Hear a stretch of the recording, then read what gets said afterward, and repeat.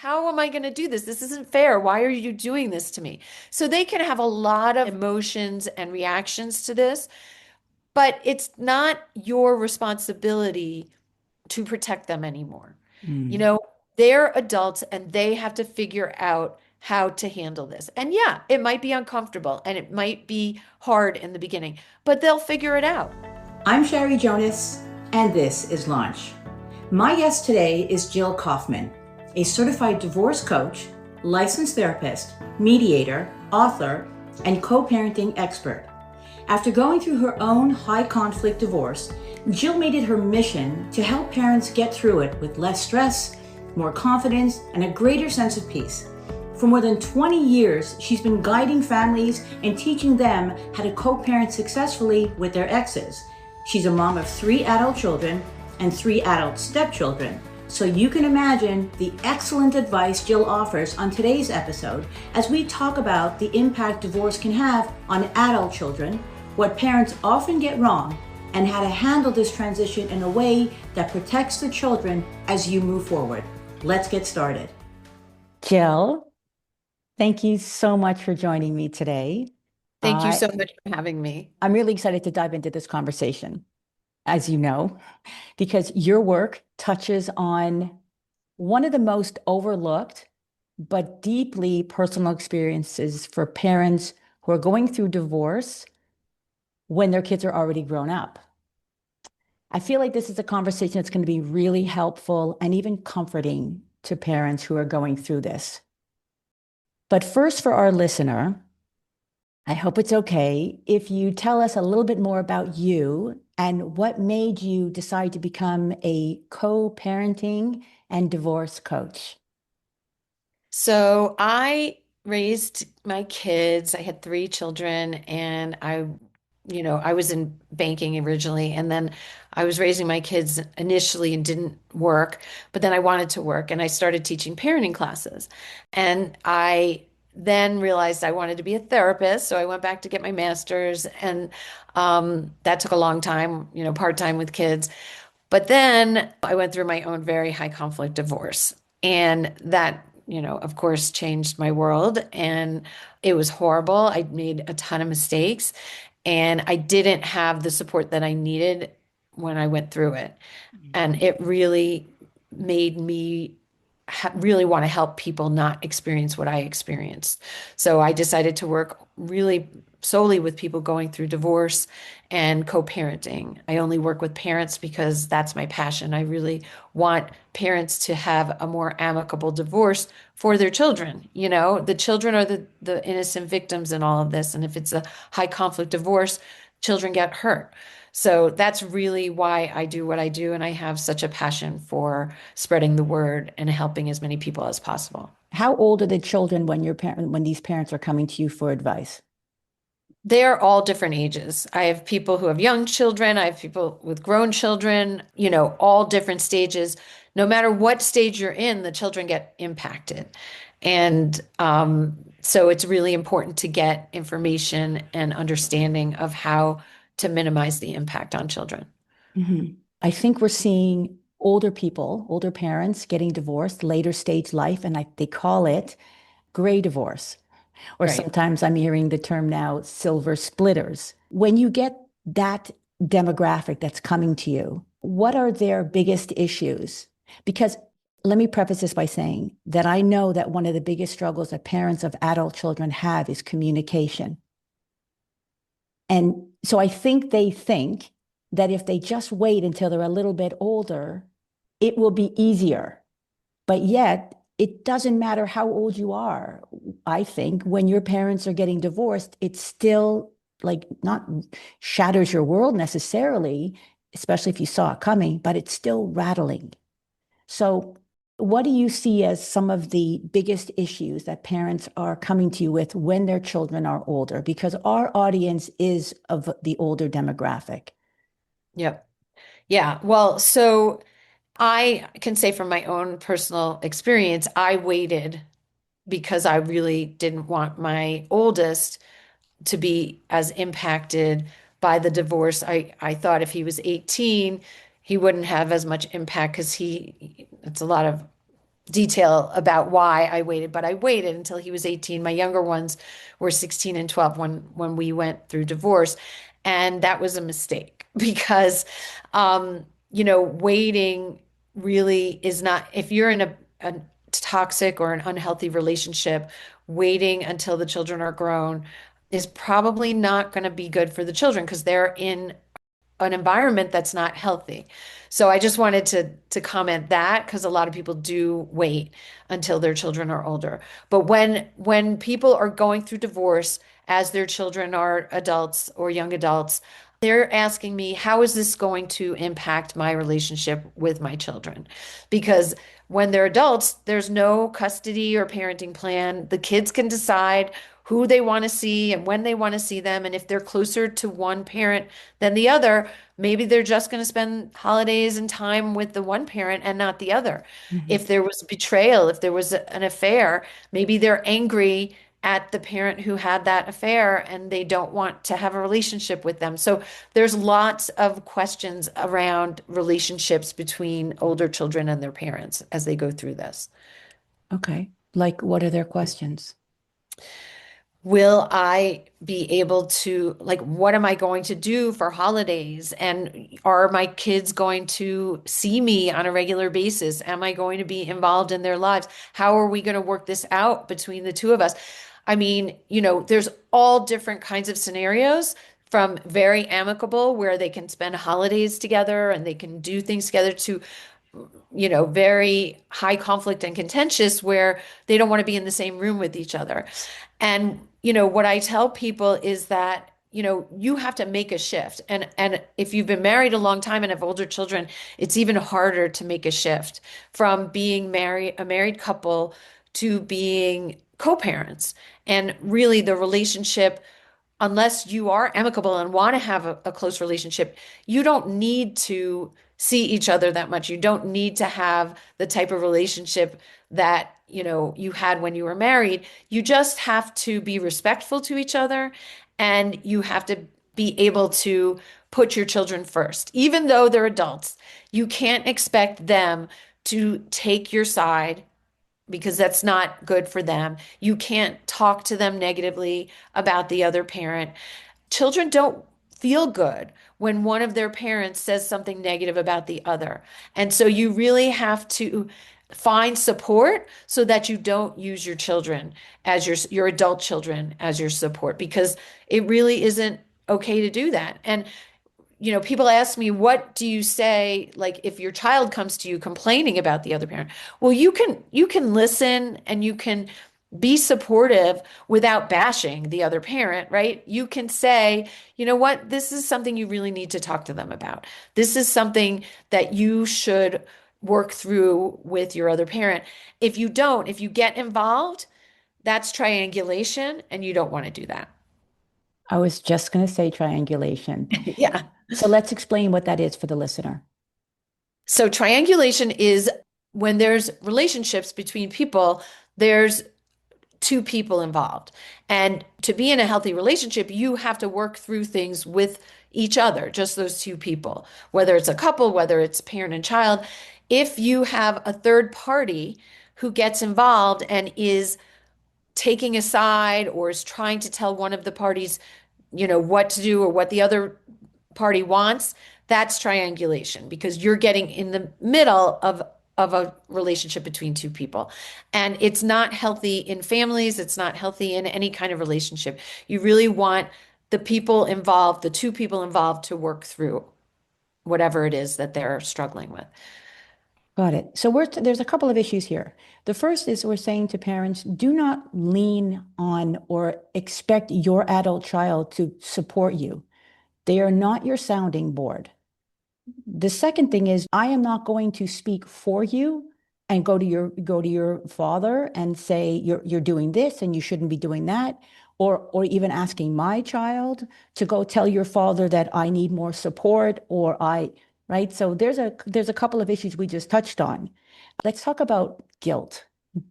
I love that because that's a big one for parents. The guilt of, I'm finally doing something for myself. And it's hard for parents to actually get there because we've spent, let's say, 20 years just putting our children first, everybody first. And then we get to a point where our children are kind of doing their own thing. And so we look at our partner and we say, I'm going to be alone with you. And so all that, the buffer of the children is going away. And now you're asking yourself, are you the person I want to spend the rest of my life with? And then when you realize, you know what, I'm going to be a little selfish and I'm going to say, no, I would like to rather be alone than be in that situation, especially if the kids are doing their own thing. We say to ourselves, isn't it okay if I go ahead and just do this for me? I've spent my 20 something years for them.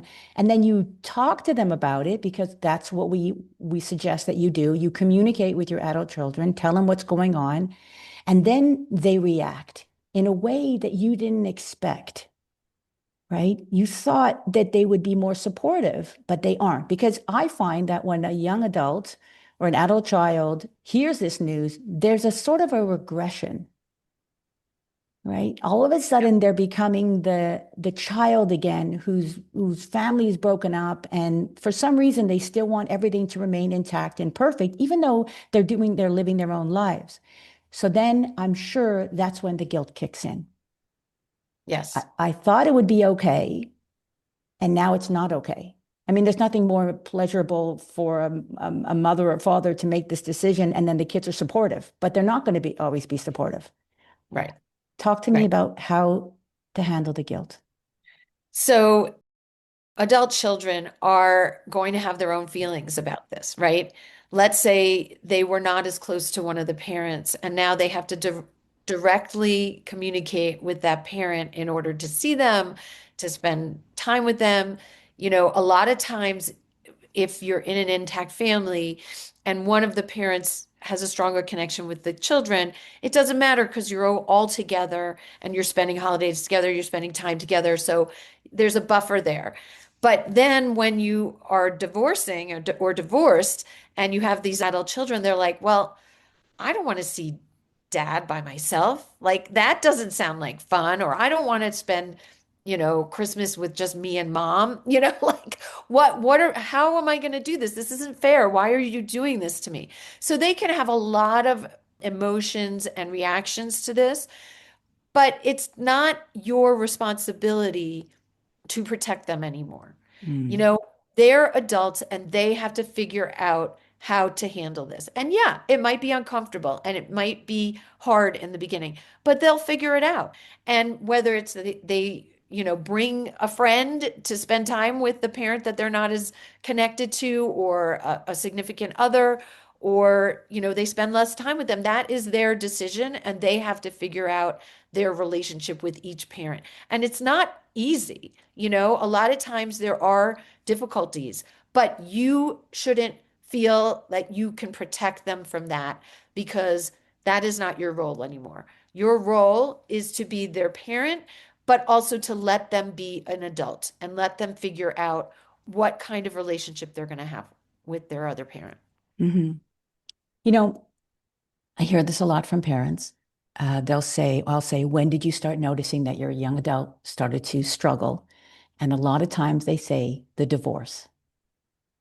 Fair enough. It's a justification for having going through a terrible time. It's very traumatic for some young adults to go through that. They didn't, especially if they didn't see it coming. But at what point, because I remember asking this to a parent, how long ago was the divorce? And the answer would be like 5 years ago. It's the same thing with COVID, by the way. People will say something happened in COVID, and I'm like, but it's 5 years ago. So Right. we hold on to the things that, we are called them our excuses. We hold on to the excuses. And I don't want to say that when a young adult goes through a divorce where they witness a divorce, that it's a viable excuse. But at what point, taking a long time to get to the question, but at what point do you suggest that that young adult goes to therapy, that it's no longer a reason to be stuck? I mean, why not go to therapy right away? If you're upset about your parents getting divorced, therapy is a very good option. Why wait? Why wait till it's a year or two. Like this is something that therapists know how to do to handle and to help you handle. So I would say go to therapy right away if there's any kind of sign that it's affecting a child in a significant way. I love That, that. It's like preventative therapy. yeah. Not preventative therapy, but it's preventative instead Yeah. of saying, don't wait until the problem becomes so bad that it's debilitating for you. Bring your kids to therapy right from the starting point. And Yeah, so and you can even do family therapy with adult children. I've done that before. I've worked with families who have adult children, and you can do family therapy with the two parents and the child who's an adult. I mean, I'm not saying everybody needs this. Obviously, it's only for people who do need this if they're having major issues with the family. But it is possible they could go to individuals therapy, they could go to for therapy with one parent, or they can go to therapy with both parents. All of those things can help. even a support group. Yeah. I don't know if there are support groups for children of divorced parents or going through divorce, but I think it would be a wonderful idea. There's Be- there's support groups for young children. I don't know about adult children. Mhm. Yeah. So, what's your feeling about co-parenting? And first of all, backtrack. You call yourself a co-parenting expert. I love that. Did you come up with that on your own? Did you study that? Tell me how Yeah. you came Well, to. so I've been trained in parenting and I've been trained, as a therapist. So like there is no, I don't have a certification as a co-parenting expert, but that is one of my areas of expertise. And I think it's so important for people to know how to co-parent. Like there's no regulation saying if you get divorced, you have to go to co-parenting, you know, counseling, but I think a lot of people need that. So you see the difference when there's a breakup and the co-parenting is not functioning well versus when actually they do get along. You see there's It's a night and day. It's night and day. If you have people who are amicable, reasonable people who are kind to each other, respectful to each other, kids are better, whether they're adults or children, kids turn out better. They've done so many studies on this, and it's not the divorce that affects children as much as the relationship between the parents. So, yeah, co-parenting is really, really important. And it doesn't mean you have to be best friends. You don't even have to spend a lot of time with your co-parent. You just have to be respectful, kind, and really treat them as if they were a colleague or a coworker, where you're not emotional and get into, huge conflict and fights with them. I mean, it doesn't help anything to have that kind of relationship. easier said than done. Yes. Yes, it is easier said than done. But even high conflict people, I work with tons of people who are reasonable people and they're soon to be exes or their exes are high conflict. There are ways you can communicate where you don't get caught up in the conflict and you lower the conflict. A lot of times they, they'll exhibit the behaviors that they exhibit outside of the session, in the session, and I see what's going on and they get emotional.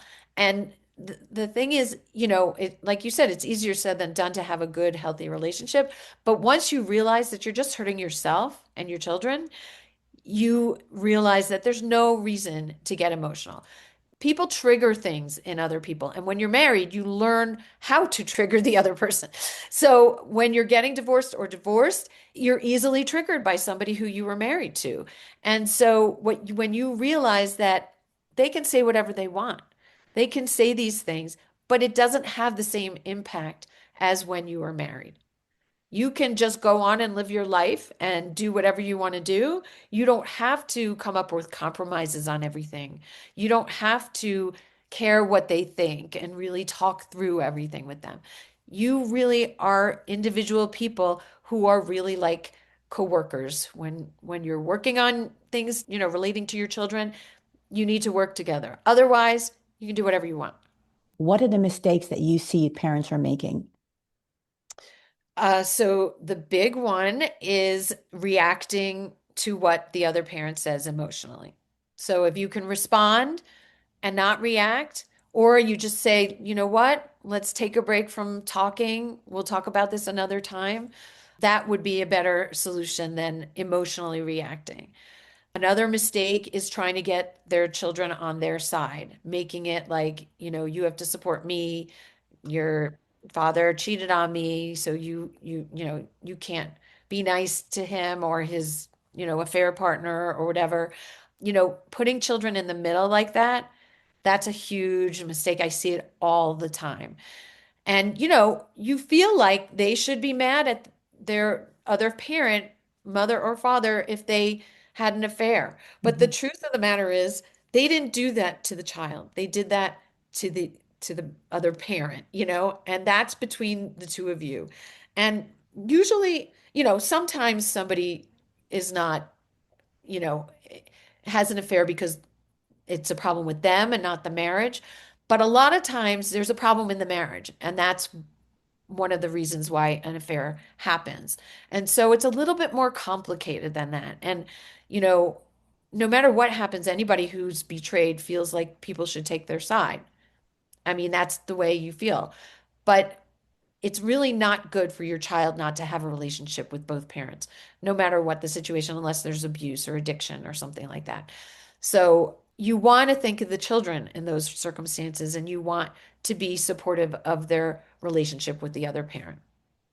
That's a But big mistake. when you're the adult child and you know that your parent, one of your parents cheated on the other one, it's very difficult to remain neutral. At the same time, you're supposed to have a relationship with this person who your respect has been diminished.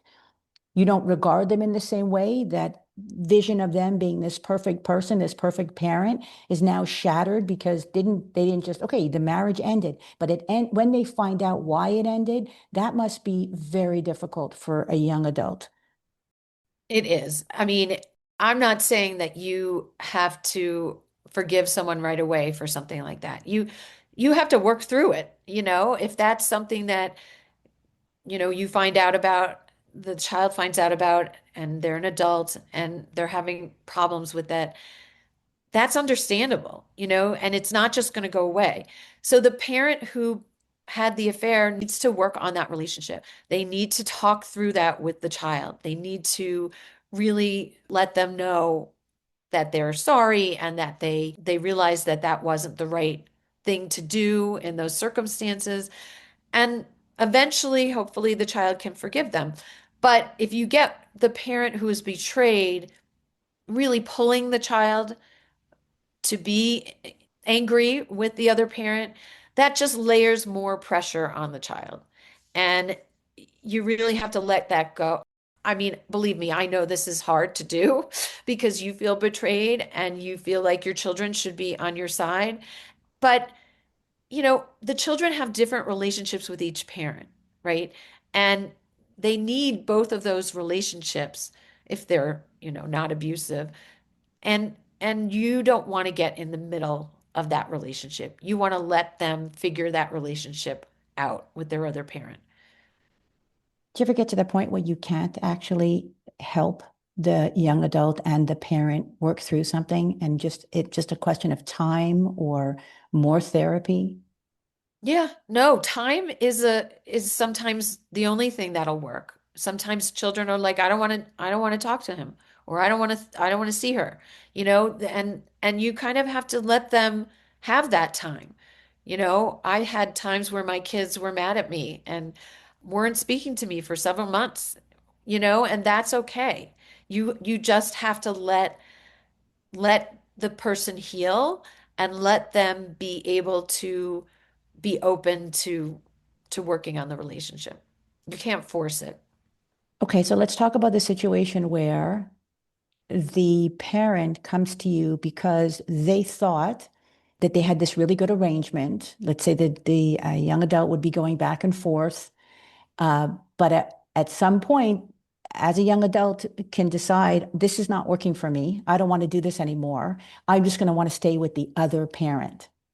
So now you're offended. You're so hurt because you didn't think that they would choose them. How do you work through that with that parent who feels so hurt because they weren't chosen to be the one to live with? It is so difficult. This is a very difficult thing for a parent to, deal with, where their child doesn't want to see them or come to them for a certain period of time. And you have to give them that space. So you have to be patient with them. You can't force an adult child to do anything, right? So get yourself support, get yourself therapy, get, a support group. There's lots of support groups for people going through divorce, and really focus on yourself and focus on, giving your child the time and the space. And eventually kids usually come around. They for whatever reason they're closer to one parent at some time and another parent at another time. And that happens in intact families all the time, but it's not as obvious and it doesn't hurt as much because you're seeing your child. This happens, and it's not about you as a parent. It doesn't mean you're not a good parent. It doesn't mean they don't love you.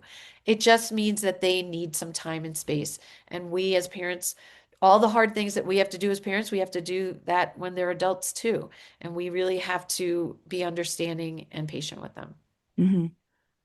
What about issues of money? A lot of people who have adult children are very worried that they're not going to have money, to live their life. And they're worried about finances as they're going through divorce or they're divorced. And what I can say is every person I've worked with and every person I know who's gone through divorce financially figures it out.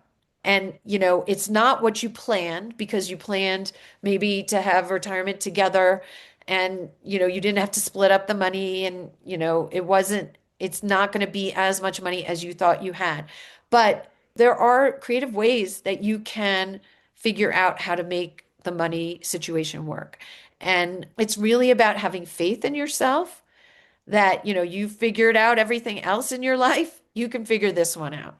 And whether that's taking a second job or finding creative ways to travel that, become a travel agent. And so you get, deals on things or whatever it is that you kind of figure out for yourself, you can be creative and figure that out.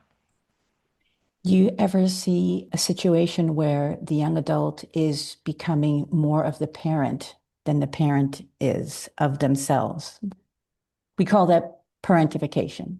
Parentification, yep. And Hmm. it happens with teenagers sometimes, but with adults, it happens a lot because people think, they're an adult, they can handle it, but it's not good for them, no matter what age. They shouldn't be your parent until you're at the point where you're too old to take care of yourself. Then, yes, we all Right. get to that with our parents where we have to care for our parents, but not when you are able, you're an able-bodied adult.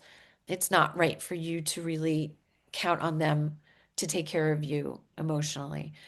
And they may even want to do it. They may want to be there to talk to you about it. They may, ask you questions about it, but really they should be living their own lives. They should be focused on themselves and being happy in their own lives. And we need to be able to take care of ourselves and get our supports other ways.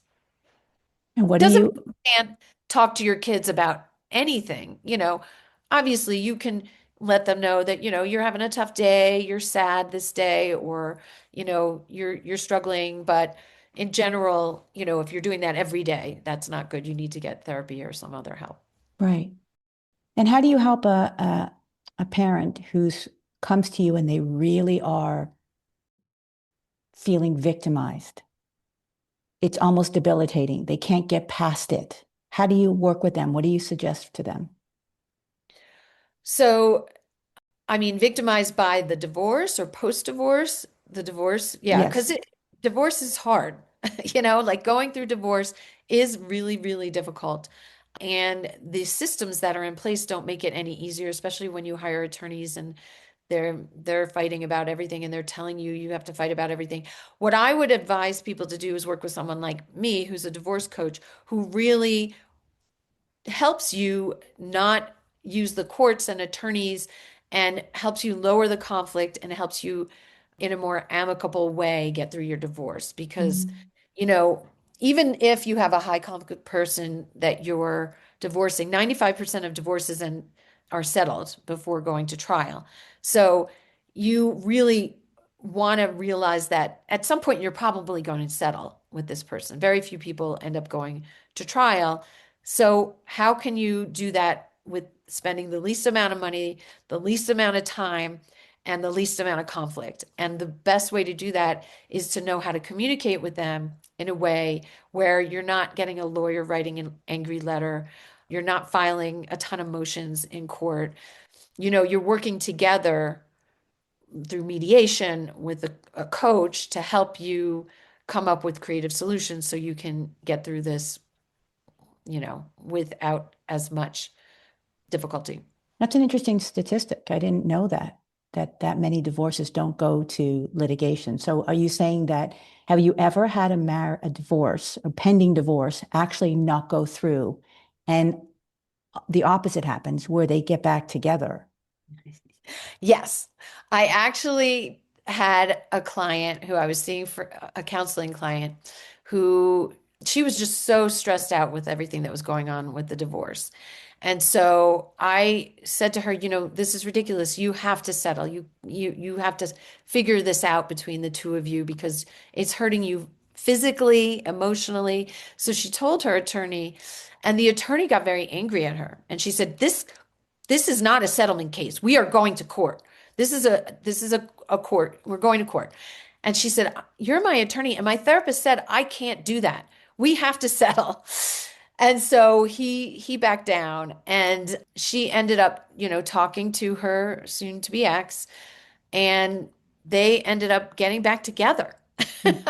And I'm not Wonderful. saying that happens a lot, but like, they really didn't want to be divorced. And the lawyers were taking the whole thing and blowing it out of proportion. And so they've been together for a while now, and we'll see. They could end up staying together. It looks that way.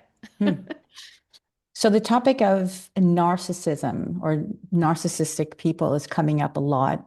What do you do when the one of the partners is a narcissist? How do you manage that situation? So that's a lot of the people I work with are divorcing high conflict or narcissistic or borderline personality, some kind of mental health issue person. And it doesn't really matter what the diagnosis is, it's just going to be a high conflict divorce. You have to know how to communicate so that you're not overreacting to things that they do, so that you strategically, I mean, and this is really important, you have to strategically plan for how you're going to negotiate your divorce because you really want to know what they want and what's important to them so you can give that so that you can get what's important to you. And you can get caught up if you have attorneys who don't really understand this personality that will trigger them and will really make things so much worse than they need to be. So you really have to have someone who knows how to deal with a high conflict person who will help manage your communication with them and your strategy in how you negotiate with them. Hmm. Interesting. I always like to give advice, suggestions, actionable steps to parents, maybe before they get to that point where they have to seek counseling. So earlier, I asked you for some of the bigger issues that people and topics that parents are coming to you with. What advice do you have for parents who are going through this process? I mean, obviously, we're trying to make it as amicable as possible. So, what would be your suggestions to them? If any parent is listening to this right now, they're either going through it or they're thinking about going through it, and it's not an easy decision, but they're ready to do it. What can you suggest to make that process easier? And before you answer, remember that it's not just about what they can do for themselves, but what they can do for their adult children to make that process easier. Right. Well, what you can do for your adult children is not have a high conflict divorce, a high conflict and for yourself, right? So you really want to make sure you don't try to get the, shark of an attorney who's going to really pressure you to get everything you're entitled to and do things that won't be good for you emotionally or your future. You want to get as much information as possible prior to you making any moves because there's so much to learn, right? There's so much to know. And it's so overwhelming when you're going through this process that having someone like a coach walk you through this is really going to help you not make the mistakes that will hurt you and your children and Mhm. your family.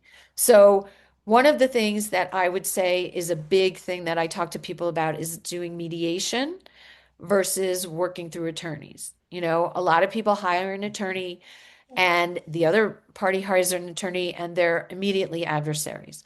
Whereas mediation is really a process where you're going to work through with a neutral party and you're going to work together to come up with solutions. It's much more collaborative. And a lot of people talk about collaborative divorce, but that's really just attorneys working through their divorce. They can't take you to trial, so they're incentivized not to go to trial, but it's still it can get to be high conflict even in collaborative divorce. So mediation is the technique that I use with my clients. I really and sometimes the first couple times you attempt it, it doesn't work. But you have to give the high conflict, the narcissistic person time to understand that they don't have a lot of choices. Like going to court is not the best for them because they're not going to look good in court. They think in the beginning they might, but over time they recognize that I don't want to spend all this money and I don't want to spend all this time. And they'll come to the table in mediation, even if they don't do it right away. Give them time and they'll be more reasonable. Got it. So, when should a parent start talking to their adult children that they're thinking about it? Is this something that they should be talking about before they actually start the process, or should they bring them into it as they're going through the process? Like, when is the right time to tell your children, we are getting a divorce?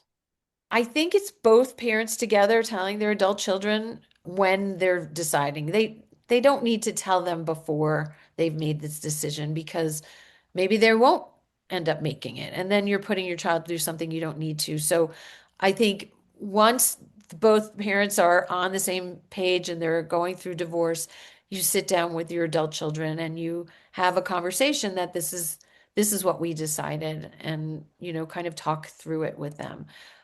But it is different than having a child who's, I mean, maybe an adult child is still in the house, and so it will impact. I have clients right now who have children in their house who are adults, so they are impacted, where they're going to live and, what they're going to do. And so, you may have to talk that through with them. You might say, you might not know what you're going to do. We may have to sell the house and you may have to, find your own place to live, or I'm going to find something where you could live with me, separately. But, in most cases, if they're adult children and they're out of the house, there's less of that direct impact on their, life. So it's a little easier conversation. But, we have lots of parents having adult kids in their houses now. So Yeah, it could really impact them. right. So, there's always a silver lining. And I want to touch on that for parents who are, again, we've talked about the guilt and how to work through that. And the most important thing is that, your children they have to grow up. If you've been coddling them and making sure that they never experience anything negative in their life, and now all of a sudden you get to this point where you are making this huge decision, it's maybe the first time that a lot of parents are going to have to go, okay, this is what's happening. You can go speak to somebody if you want, but we're going through with this. But there is always a silver lining. There's always something that comes out of this that is so beneficial. Maybe not to the children right away, but down the road, maybe a better relationship with one of the parents that might not have ever happened if it was always just both of them in the house. Like you said, sometimes they go, I don't have a relationship with this parent and now I'm forced to, but that's a good thing. But what other silver linings can you see happening or have you seen happening for parents going through this? So it's such a silver lining is that, if my parents were married over 50 years. They had a terrible marriage and it affected me. And I think that's one of the reasons I got divorced because I didn't know what a healthy relationship looked like. And I was, you know, I made the decision to marry very quickly. And I didn't think that through like I should have. When your children are their parents go through divorce, they see that staying in an unhealthy relationship is not the best thing for you to do. And they realize that that decision is a huge decision and they take their time making it. My kids are all much smarter. My two older children have been with their partners for years and have not gotten engaged and are, taking their time for it. And, you know, they're looking to you as a role model for them. And if you show them that it's not good to stay in an unhealthy relationship and that you have a right to be happy, they're going to pursue that too. And I've seen so many good things come out of that for my clients and for my children, where they really learn what a healthy relationship is and they focus on that in their lives. So there's nothing better than that, being a good role model for your children. So I don't think, you people should feel guilty. I think they should feel confident that they're doing the right thing. I hope we didn't inspire divorce. No, no. I think people, you know, the average length of time people think about getting divorced is 7 years. So nobody makes this decision Right. quickly, but if you do make this decision, you should feel good about it and feel like you're doing the right thing. I couldn't agree more. Jill, thank you for being here and for sharing your expertise with us. I really believe that many parents will appreciate your guidance. It's comforting. And of course, if they want to reach out to you, your contact will be in the show notes. I think talking with our adult children is never easy, but I think that what you've brought to the table today makes it so. So I really appreciate having you here. Thank you, Sherry. I really appreciate being here. I hope today's episode gave you valuable insights and actionable steps that will help you guide your young adult to launch successfully into adulthood. If you found this topic helpful, feel free to leave a comment and hit the subscribe button so you never miss an episode. Leaving a 5-star review helps us reach more parents who are dealing with the same issues. And if there's something you want to ask me, I invite you to join Launch Advice, my weekly publication where I answer one question from parents just like you. It's free advice that will appear in your inbox probably when you need it the most. Just click Launch Advice in the show notes and don't forget to email me your confidential question. And remember, no one ever said parenting is easy, especially when you're raising an adult. Talk to you soon.